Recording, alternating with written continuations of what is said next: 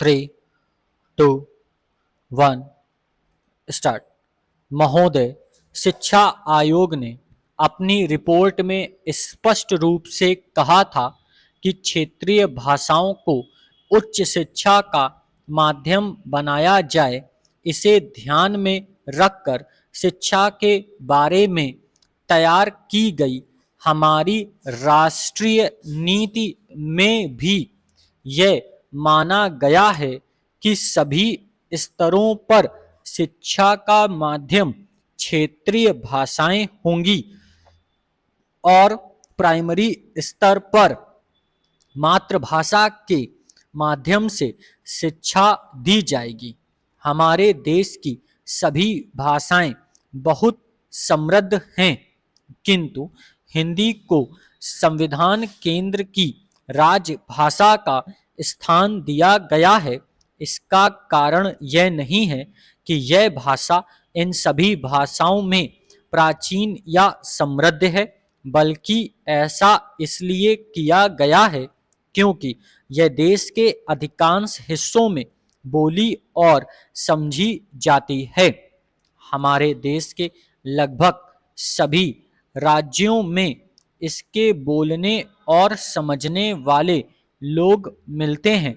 यह देश के विभिन्न हिस्सों को जोड़ने वाली भाषा है और इसी रूप में इसका विकास करना आवश्यक है।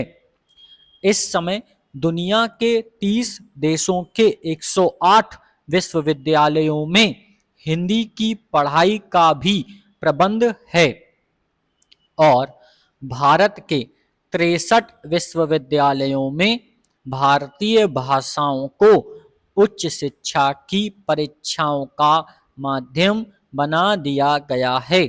जैसा कि आरंभ में ही कहा गया है, विज्ञान के क्षेत्र में संसार के सभी देश बड़ी तेजी से प्रगति कर रहे हैं। इसलिए यह आवश्यक है कि हमारा देश भी विज्ञान और प्रौद्योगिकी की दौड़ में पीछे ना रह जाए। आज के वैज्ञानिक युग में प्रतिदिन नए आविष्कार और नई खोजें हो रही हैं। इनकी जानकारी का साधन मुख्य रूप से हमारा वैज्ञानिक साहित्य ही है। अतः इसका स्तर ऊंचा उठाना और उनको जन समुदाय की पहुंच के भीतर लाना बहुत आवश्यक है, जिससे कि आम आदमी को यह साहित्य उपलब्ध हो सके।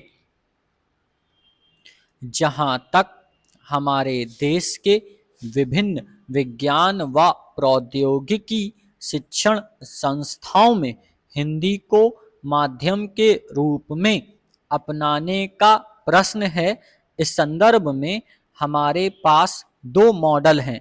एक जर्मन मॉडल है जिसके अंतर्गत तकनीकी शब्दावली तक उनकी अपनी भाषा है, और दूसरा जापान है जहां चिंतन और अभिव्यक्ति की भाषा जापानी है और तकनीकी शब्दावली अंग्रेजी।